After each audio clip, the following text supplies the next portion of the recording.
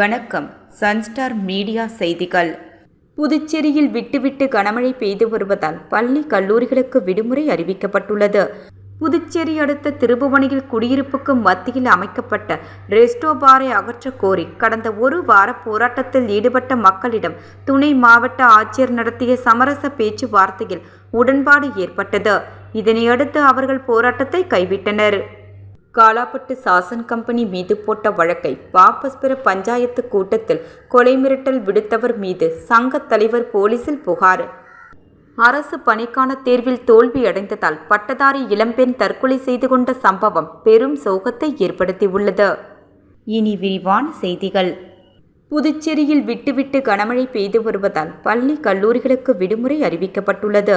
தொடர்ந்து பெய்து வரும் மழையால் பொதுமக்களின் இயல்பு வாழ்க்கை வெகுவாக பாதிக்கப்பட்டுள்ளது.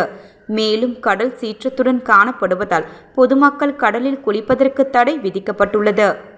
புதுச்சேரியில் கனமழை பெய்யும் என்று வானிலை ஆய்வு மையம் அறிவித்துள்ள நிலையில் சில தினங்களாக தொடர்ந்து விட்டுவிட்டு கனமழை பெய்து வருகிறது. இந்த நிலையில் கடல் சீற்றமாக காணப்படுவதால் அலைகளும் ஆர்ப்பரித்து வருகின்றது. இதனால் கடற்கரைக்கு வரும் பொதுமக்கள் மற்றும் சுற்றுலா பயணிகள் கடலில் இறங்கவோ குளிக்கவோ தடை விதிக்கப்பட்டுள்ளது. போலீசாரின் எச்சரிக்கை மீறி கடற்கரைக்கு வரும் பொதுமக்களை போலீசார் எச்சரிக்கை விடுத்து திருப்பி அனுப்பி வருகின்றனர். கடலில் சீற்றமாக காணப்படுவதாலும் காற்றின் வேகம் அதிகரிக்கும் என்பதாலும் மறு அறிவிப்பு வரும் வரை கடலுக்கு மீனவர்கள் மீன்பிடிக்க செல்ல வேண்டாம் என்று மீன்வளத்துறை அறிவுறுத்தப்பட்டுள்ளது. இந்த நிலையில் காலை முதல் தொடர்ந்து கனமழை விட்டுவிட்டு பெய்து வருவதால் புதுச்சேரி மற்றும் காரைக்காலில் உள்ள பள்ளி மற்றும் கல்லூரிகளுக்கு இன்று ஒரு நாள் விடுமுறை அளித்து கல்வித்துறை அமைச்சர் நமச்சிவாயம் அறிவித்துள்ளார். எனினும் தொடர்ந்து கனமழை பெய்யும் என்று வானிலை ஆய்வு மையம் அறிவித்துள்ள நிலையில் பொதுமக்கள் அரசு வெளியிட்டுள்ள வழிகாட்டு நெறிமுறைகளை பின்பற்ற வேண்டும் என்றும் தேவையில்லாமல் வெளியே வர வேண்டாம் என்றும் மாவட்ட நிர்வாகம் கேட்டுக்கொண்டுள்ளது. புதுச்சேரி அடுத்த திருபுவனையில் குடியிருப்புக்கு மத்தியில் அமைக்கப்பட்ட ரெஸ்டோ பாரை அகற்ற கோரி கடந்த ஒரு வார போராட்டத்தில் ஈடுபட்ட மக்களிடம் துணை மாவட்ட ஆட்சியர் நடத்திய சமரச பேச்சுவார்த்தையில் உடன்பாடு ஏற்பட்டது. இதனையடுத்து அவர்கள் போராட்டத்தை கைவிட்டனர். புதுச்சேரி திருபுவனை பகுதியில் குடியிருப்பு பகுதி மற்றும் பேருந்து நிறுத்தங்கள் அருகே ரெஸ்டோ பார் அமைக்க எதிர்ப்பு தெரிவித்து பொதுமக்கள் மற்றும் விடுதலை சிறுத்தைகள் கட்சியினர் கடந்த ஒரு வார காலமாக போராட்டம் நடத்தி வருகின்றனர். பொதுமக்களின் போராட்டத்தை முடிவுக்கு கொண்டு வரும் வகையில் பொதுமக்களுடனான சமரச பேச்சுவார்த்தை வில்லியனூர் துணை மாவட்ட ஆட்சியர் குமரன் மற்றும் தாசில்தார் சேகர் தலைமையில் இன்று துணை மாவட்ட ஆட்சியர் அலுவலகத்தில் நடைபெற்றது. சுமார் ஒரு மணி நேரத்திற்கு மேலாக நடைபெற்ற சமரச பேச்சுவார்த்தையில் பொதுமக்களுக்கு இடையூறாக உள்ள 2 ரெஸ்டோ பார்கள் அரசிடம் அனுமதி பெற்று அகற்ற நடவடிக்கை எடுக்கப்படும் என்றும் உறுதியளிக்கப்பட்டது. இதுகுறித்து பொதுமக்கள் கூறும் பொழுது பேச்சுவார்த்தையில் ஏற்பட்ட முடிவுப்படி ரெஸ்டோ பார்களை அகற்றுவதாக உறுதியளித்தார்கள். அதை ஏற்று போராட்டத்தை கைவிடுகிறோம், ஆனால் கொடுக்கப்பட்ட காலக்கெடுவுக்குள் ரெஸ்டோ பார்களை அகற்றவில்லை என்றால் மீண்டும் மிகப்பெரிய அளவில் போராட்டம் நடத்தப்படும் என்று எச்சரித்தனர். காலாப்பட்டு சாசன் கம்பெனி மீது போட்ட வழக்கை வாபஸ் பெற பஞ்சாயத்து கூட்டத்தில் கொலை மிரட்டல் விடுத்தவர் மீது சங்க தலைவர் போலீசில் புகார். புதுச்சேரி காலாப்பட்டு பகுதியில் சாசன் கம்பெனி விவகாரம் கடந்த சில நாட்களாக தொகுதி எம்எல்ஏ திரு கல்யாணசுந்தரம் மற்றும் சுயேட்சை வேட்பாளர் செந்தில் ஆகியோருக்கிடையே கடுமையான விமர்சனங்களை இருவரும் மாறி மாறி கூறிக்கொண்டு பேசிய வீடியோ உள்ளூர் வாட்ஸ்அப் குழுவில் வெளியாகி கடந்த சில நாட்களாக பரபரப்பை ஏற்படுத்தி கொண்டிருக்கிறது. இந்த நிலையில் கடந்த 21ஆம் தேதி காலாப்பட்டு சுனாமி குடியிருப்பு மக்கள் நலசங்கத்தின் தலைவர் குமார், செயலாளர் ஆனந்தன் ஆகியோர் காலாப்பட்டு காவல் நிலையத்தில் துணை ஆய்வாளர் சண்முக வேலிடம் நேரில் புகார் ஒன்றை அளித்தனர். அதில் காலாப்பட்டு பகுதியில் கடந்த காலங்களில் இங்குள்ள சாசன் மருந்து கம்பெனியின் கடலில் உள்ள கழிவுநீர் குழாயில் மீனவர்களின் வலைகள் சிக்கி மீனவர்களின் புகார் காரணமாக மக்கள் சங்கம் சார்பில் கடந்த 2023 சென்னை தெற்கு மண்டல பசுமை தீர்ப்பாயத்தில் வழக்கு எண் 189 கீழ் 2023 வழக்கு தொடுத்து கடந்த 2025 ஜனவரி 22 ஒரு தீர்ப்பு மீனவர்களுக்கு ஆதரவாக வழங்கப்பட்டது. இந்த தீர்ப்பின்படி கம்பெனி நிர்வாகம் மற்றும் சம்பந்தப்பட்ட அதிகாரிகள் கடந்த 10 மாத காலமாக எந்தவித நடவடிக்கையும் எடுக்காமல் அமைதியாக இருந்து வருகின்றனர். வலையிழந்த மீனவர்களுக்கு இழப்பீடும் வழங்கவில்லை. தீர்ப்பின்படி கழிவுநீர் குழாய்களை கடலிலிருந்து வெளியே எடுக்கவில்லை. இந்த நிலையில் கடந்த 1 மாத காலமாக ஊரில் உள்ள கம்பெனி ஆதரவாளர்கள் சிலர் கம்பெனி தூண்டுதல் காரணமாக ஊரில் திருவிழாவிற்கு கொடுக்கும் பணத்தை கொடுக்காமல் நிறுத்தி வைத்து குமார் கம்பெனி மீதான வழக்கை வாபஸ் வாங்கினால் கொடுப்பேன் என்று கம்பெனி கூறுவதாக கடந்த சில நாட்களாக கம்பெனி ஆதரவாளர்கள் என்னையும் சங்கத்தின் நிர்வாகிகள் சிலரையும் நேரடியாகவும் மறைமுகமாகவும் கொலை செய்து உதைப்பதாகவும் பேசி வருகின்றனர். இன்று காலை சுமார் 8 மணியளவில் காலாப்பட்டு கடற்கரையில் நடந்த மீனவ பஞ்சாயத்து பொதுக்கூட்டத்தில் கம்பெனி வழக்கு பற்றி பேசி கூட்டத்தில் பல பேர் முன்னிலையில் காலாப்பட்டு ஆறுமுகம் மகன் ஏழுமலை என்பவர் தனது ஆதரவாளர் பி. மூர்த்தி மற்றும் சில பேருடன் கூட்டு சேர்ந்து கொண்டு சாசன் மீது போட்ட வழக்கை குமார் வாபஸ் வாங்கவில்லை என்றால் அவரை வீடு புகுந்து உதைக்க வேண்டும் என பொதுமக்களை தூண்டிவிட்டு கொலை மிரட்டல் விடுத்துள்ளார். இதனை அங்கு கூட்டத்திலிருந்து சிலர் அந்த முடிவிற்கு எதிர்ப்பு தெரிவித்தும் எனக்கு அலைபேசியில் தெரிவித்துள்ளனர். எனக்கு உயிர் பாதுகாப்பு இல்லை, அச்சுறுத்தல் ஏற்பட்டுள்ளது. இதனை காலாப்பட்டு காவல் நிலையம் விசாரணை செய்து தகுந்த சட்ட நடவடிக்கை எடுத்து பாதுகாப்பு வழங்க வேண்டும் என அந்த புகாரில் கூறப்பட்டுள்ளது. காலாப்பட்டு கம்பெனி விவகாரம் அடுத்தடுத்து பரபரப்பை ஏற்படுத்தி வருகின்றது. அரசு பணிக்கான தேர்வில் தோல்வியடைந்ததால் பட்டதாரி இளம்பெண் தற்கொலை செய்து கொண்ட சம்பவம் பெரும் சோகத்தை ஏற்படுத்தியுள்ளது. முதலியார்பேட்டை தொகுதிக்கு உட்பட்ட மூகாம்பிகை நகரை சேர்ந்தவர் ஜெயக்குமார். இவர் கடந்த 6 ஆண்டுகளுக்கு முன்பு இறந்துவிட்டார்.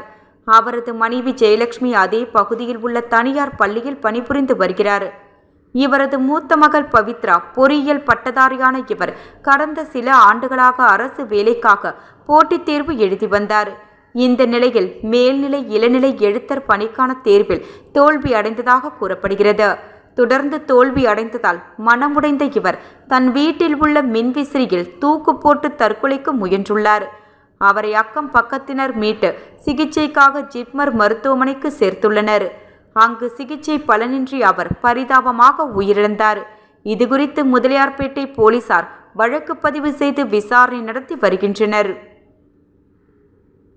எஸ்ஐஆருக்கு எதிராக புதுச்சேரி காங்கிரஸ் சார்பில் பொதுமக்கள் பெறப்பட்ட மனுக்களை தேர்தல் ஆணையத்திற்கு அனுப்பி வைக்கும் நிகழ்வு நடைபெற்றது. தேர்தல் ஆணையம் புதுச்சேரி மற்றும் தமிழகத்தில் வாக்காளர் பட்டியல் சிறப்பு திருத்த பணிகளை எஸ்ஐஆர் மேற்கொண்டு வருகின்றது. இந்த வாக்காளர் சிறப்பு திருத்த பணிகளை மேற்கொள்வதால் வாக்கு திருட்டு நடைபெறும் என காங்கிரஸ் தெரிவித்து இதற்கு எதிர்ப்பு தெரிவித்து பல்வேறு போராட்டங்களை நடத்தி வருகிறது. இந்நிலையில் புதுச்சேரி காங்கிரஸ் கட்சி சார்பில் பொதுமக்களிடம் கையெழுத்து பெற்று தேர்தல் ஆணையத்திற்கு அனுப்பும் பணி மேற்கொள்ளப்பட்டது. 2,70,070 கையெழுத்துக்களை பொதுமக்களிடம் பெற்று அனுப்பும் நிகழ்வு காங்கிரஸ் கமிட்டி அலுவலகத்தில் நடைபெற்றது. முன்னாள் முதலமைச்சர் நாராயணசாமி, பாராளுமன்ற உறுப்பினரும் காங்கிரஸ் கமிட்டி தலைவருமான வைத்தியலிங்கம், காங்கிரஸ் சட்டமன்ற கட்சி தலைவர் வைத்தியநாதன் மற்றும் முன்னாள் சட்டமன்ற உறுப்பினர்கள் பங்கேற்று தேர்தல் ஆணையத்திற்கு எதிராக கோஷங்களை எழுப்பியவாறு தேர்தல் ஆணையத்திற்கு மனுக்களை அனுப்பி வைத்தனர். புதுச்சேரியில் அமைந்துள்ள பெனவெல்ட் அமைப்பு சார்பில் பன்னாட்டு கருத்தரங்கம் மற்றும் விருது வழங்கும் விழா புதுவை தமிழ்ச்சங்கத்தில் நடைபெற்றது. இதற்கு உறுதுணையாக மதிப்பிற்குரிய வி. வைத்தியலிங்கம் எம்பி மற்றும் மதிப்பிற்குரிய நேரு எம்எல்ஏ கலந்து கொண்டு இன்றைய காலகட்டத்தில் அறிவியல், கல்வியல், தொழில்நுட்பம் மற்றும் மேலாண்மையில் மாணவர்களுக்கு நிறைய விஷயங்களை, புது யுக்திகளை கண்டறிந்து எப்படி பயன்படுத்துவது அதை பற்றிய விழிப்புணர்வு கூற வேண்டும் என்று பொருள் கூறினார்கள். இவ்விழாவில் மதிப்பிற்குரிய முனைவர் ஸ்னேகா கார்த்திகேயன், சிறப்பு அழைப்பாளர் முனைவர் வெண்ணிலா ஸ்ரீ விழாவை சிறப்பித்தனர். மேலும் இவ்விழாவை சிறப்பித்த செந்தில் ராகுல், பீனிக்ஸ் சத்யநாராயணன், ரகோத்தமன் மற்றும் இவ்விழாவை ஏற்பாடு செய்திருந்த பெனவெல்ட் அமைப்பு தலைவர் லோ விஜயகுமாருக்கு விருது பெற்ற அனைவரும் நன்றி கூறினார்கள். இன்று காலை 11 மணி முதல் 12 மணி வரை புதுச்சேரி வழுதாவூர் சாலை தமிழ் திருமண மாளிகை எதிரில் புதியதாக அழகு அறக்கட்டளை அலுவலகம் கட்டப்பட உள்ள இடத்தில் அகில இந்திய என்ஆர் காங்கிரஸ் கட்சியின் தலைவரும் மாண்புமிகு புதுச்சேரி முதலமைச்சர் திரு என். ரங்கசாமி அவர்களின் பொற்கரங்களால் பூமி பூஜை விழா நடைபெற்றது. இதில் கதிர்காமம் சட்டமன்ற தொகுதி மக்கள், என்ஆர் காங்கிரஸ் கட்சி நிர்வாகிகள், அழகு அறக்கட்டளை நண்பர்கள் அனைவரும் கலந்து கொண்டு விழாவினை சிறப்பித்தனர். மேலும் இவ்விழாவினை அழகானந்தம் அவர்கள் மிக சிறப்பாக செய்திருந்தார். மேலும் இதில் முன்னாள் சபாநாயகர் VP சிவக்கொழுந்து, மாநில செயலர் NSJ ஜெயபால், முன்னாள் சட்டமன்ற உறுப்பினர் தமிழ், முன்னாள் கவுன்சிலர் மாரிமுத்து மகன் பூவரசன், ராஜகோபால், மணக்குள விநாயகர் குழுமம் நாராயணசாமி கேசவன் மற்றும் NR காங்கிரஸ் நிர்வாகிகள் இந்த நிகழ்ச்சிக்கான ஏற்பாட்டினை அழகு அறக்கட்டளை நிர்வாகிகள், அழகு நண்பர்கள் மிக சிறப்பாக செய்திருந்தனர். புதுச்சேரி நாவற்குளம் பகுதியில் திடீரென பலத்த இடியுடன் கனமழை பெய்தது. இதில் இடி தாக்கி வீடு சேதமடைந்ததால் வீட்டில் இருந்தவர்கள் நூல் இழையில் உயிர் தப்பினர். புதுச்சேரியில் கடந்த சில தினங்களாக பலத்த கனமழை பெய்து வருகிறது. பொதுமக்களின் இயல்பு வாழ்க்கையும் வெகுவாக பாதிக்கப்பட்டுள்ளது. மேலும் தாழ்வான பகுதிகளில் மழைநீர் தேங்குவதால் குடியிருப்பு வாசிகளும் அவதி அடைந்தனர். இந்த நிலையில் இன்று காலை நாவற்குளம் மற்றும் அதன் சுற்றுப்புற பகுதியில் திடீரென பலத்த கனமழை பெய்தது. மேலும் இடி மின்னலுடன் பலமாக இருந்தது. இதில் நாவற்குளம் குரு சித்தாந்தா வீதியை சேர்ந்த ஷகிதா பானு என்பவர் வீட்டை இடி தாக்கியது. இதில் ஷகிதா பானு வீடு கடுமையாக சேதமடைந்தது. மேலும் வீட்டின் அருகே இருந்த தென்னை மரம் மீதும் இடி தாக்கியதில் மரமும் தீப்பற்றி எரிந்தது. இதனால் அந்த பகுதியில் சிறிது நேரம் பரபரப்பு நிலவியது. தொடர்ந்து புதுச்சேரியில் விட்டுவிட்டு கனமழை பெய்து வருகின்றது.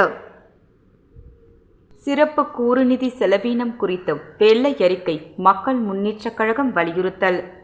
சிறப்பு கூறுநிதி செலவீனம் குறித்து முதல்வர் வெள்ளை அறிக்கை வெளியிட வேண்டும் என புதுச்சேரி மக்கள் முன்னேற்றக் கழக தலைவர் ராமதாஸ் வலியுறுத்தியுள்ளார். அவர் வெளியிட்டுள்ள அறிக்கை, முதல்வர் சமர்ப்பித்த இடைக்கால 5 ஆண்டு பட்ஜெட் காலத்தில் ஒரு ஆண்டு கூட 16% நிதியை இவரது அரசு செலவு செய்யவில்லை. இந்த காலகட்டத்தில் ஆதிதிராவிட சமுதாய மக்களுக்கு ₹1 கூட மூலதன செலவு செய்யவில்லை. வீடு மற்றும் மனைப்பட்டா இல்லாமல் ஆதிதிராவிட பழங்குடியின மக்கள் நிறைய பேர் உள்ளனர். அவர்கள் வாழும் கிராம மற்றும் நகர பகுதிகளில் அடிப்படை சமூக கட்டமைப்புகள் உருவாக்கி தரப்படவில்லை. காரைக்கால் நெடுங்காடு தொகுதியில் இந்த மக்கள் வசிக்கும் கிராமங்களை முதல்வர் நேரில் பார்க்க வேண்டும். பழங்குடியின மக்களுக்கான இட ஒதுக்கீட்டை மத்திய அரசிடம் இருந்து இந்த அரசு இன்னும் பெற்றுத்தர முடியவில்லை. முதல்வர் சொல்வது போல் 16% சிறப்பு கூறுநிதி இம்மக்களுக்கு செலவு செய்யப்பட்டிருந்தால் கடந்த 10 ஆண்டுகளில் செயல்படுத்திய திட்டங்கள் என்னென்ன, எவ்வளவு நிதி ஒதுக்கப்பட்டது, எவ்வளவு நிதி செலவு செய்யப்பட்டது என்பது குறித்து வெள்ளை அறிக்கை அரசு வெளியிட வேண்டும். இவ்வாறு அதில் கூறப்பட்டுள்ளது. காங்கிரஸ் மாநில செயலாளர் ரகுபதியின் பிறந்தநாளை முன்னிட்டு அவருக்கு காங்கிரஸ் கட்சியின் மாநில தலைவர் வைத்திலிங்கம் MP, முன்னாள் முதல்வர் நாராயணசாமி ஆகியோர் பொன்னாடை போற்றி வாழ்த்துக்களை தெரிவித்தனர். புதுச்சேரி பிரதேச காங்கிரஸ் கமிட்டி மாநில காங்கிரஸ் செயலாளர் ரகுபதியின் பிறந்தநாளை முன்னிட்டு இன்று வைசால் வீதியில் உள்ள காங்கிரஸ் கட்சியின் தலைமை அலுவலகத்தில் மாநில காங்கிரஸ் தலைவர் வைத்திலிங்கம் MP, முன்னாள் முதலமைச்சர் நாராயணசாமி, முன்னாள் அரசு கொறடா அனந்தராமன் ஆகியோர் பொன்னாடை போற்றி பூங்கொத்து கொடுத்து பிறந்தநாள் வாழ்த்துக்களை தெரிவித்தனர். மேலும் மாநில பொதுச் செயலாளர் சுரேஷ் ரெட்டியார் முத்துரங்கம், வட்டார பரமசிவம், தலைவர் மகளிர் காங்கிரஸ் தலைவர் நிஷா, மாநில காங்கிரஸ் செயலாளர் லட்சுமி காந்தம் மற்றும் நிர்வாகிகள் வாழ்த்து தெரிவித்தனர். சீமானின் செய்தியாளர்கள் சந்திப்பை ஒட்டுமொத்த பத்திரிகையாளர்களும் புறக்கணிக்க வேண்டும் என கோரிக்கை எழுந்துள்ளது. புதுச்சேரி வில்லியனூரில் நடைபெற்ற பத்திரிகையாளர் சந்திப்பில் சீமானிடம் கேள்வி கேட்ட கலைஞர் டிவி செய்தியாளர் ராஜீவ் கேட்ட கேள்விகளுக்கு பதிலளிக்காமல் அவரை தரக்குறைவாக அவதூறாக பேசி தாக்கியது வன்மையாக கண்டிக்கத்தக்கது. இத்தகைய கேடுகெட்ட செயலை செய்த நாம் தமிழர் கட்சியின் சீமானை புதுச்சேரி தந்தை பெரியார் திராவிடர் கழகம் வன்மையாக கண்டிக்கிறது. இனி வரும் காலங்களில் புதுச்சேரி வரும் சீமானின் பத்திரிகையாளர் சந்திப்பை புறக்கணிக்க வேண்டும் என கேட்டுக்கொள்கிறோம். ஜனநாயகத்தின் 4ஆம் தூணாக விளங்கும் பத்திரிகையாளர்களை அவமதித்து இழிவாக பேசுவது போன்ற அராஜக செயல்களை சீமான் செய்து வருகிறார். சீமானின் காட்டு மிராண்டித்தனத்திற்கு ஒரு நிரந்தர தீர்வு காண வேண்டும் என்றால் புதுச்சேரியில் உள்ள ஒட்டுமொத்த பத்திரிகையாளர்களும் சீமானின் செய்தியாளர்கள் சந்திப்பை புறக்கணிக்க வேண்டும். யாரோ ஒரு நிருபருக்கு நடந்துவிட்டது என்று இல்லாமல் ஒட்டுமொத்த நிருபர்களும் இதில் கைகோர்த்து ஒன்றிணைந்து நமது உரிமைக்காக போராட வேண்டும். சீமானின் இதுபோன்ற இழிவான செயல்களை புதுச்சேரி ஒட்டுமொத்த பத்திரிகையாளர்களும் கண்டிக்க வேண்டும். மேலும் நாம் தமிழர் கட்சி சம்பந்தமான அனைத்து செயல்களையும் புறக்கணிப்பது என்பது நமது உரிமையை நாம் நிலைநாட்டுவதற்காக சமமாகும். அதேபோன்று சீமான் மற்றும் அவரது ஆதரவாளர்களின் மீது வழக்கு பதிவு செய்தால் மட்டும் போதாது, அவர்களை கைது செய்ய வேண்டுமென்ற கோரிக்கையும் எழுந்துள்ளது. மீண்டும் தலைப்பு செய்திகள். புதுச்சேரியில் விட்டுவிட்டு கனமழை பெய்து வருவதால் பள்ளி கல்லூரிகளுக்கு விடுமுறை அறிவிக்கப்பட்டுள்ளது. புதுச்சேரி அடுத்த திருபுவனியில் குடியிருப்புக்கு மத்தியில் அமைக்கப்பட்ட ரெஸ்டோ பாரை அகற்றக் கோரி கடந்த ஒரு வார போராட்டத்தில் ஈடுபட்ட மக்களிடம் துணை மாவட்ட ஆட்சியர் நடத்திய சமரச பேச்சுவார்த்தையில் உடன்பாடு ஏற்பட்டது. இதனையடுத்து அவர்கள் போராட்டத்தை கைவிட்டனர். காலாப்பட்டு சாசன் கம்பெனி மீது போட்ட வழக்கை வாபஸ் பெற பஞ்சாயத்து கூட்டத்தில் கொலை மிரட்டல் விடுத்தவர் மீது சங்க தலைவர் போலீசில் புகார். அரசு பணிக்கான தேர்வில் தோல்வியடைந்ததால் பட்டதாரி இளம்பெண் தற்கொலை செய்து கொண்ட சம்பவம் பெரும் சோகத்தை ஏற்படுத்தியுள்ளது. செய்திகள் நிறைவடைந்தன. நன்றி, வணக்கம்.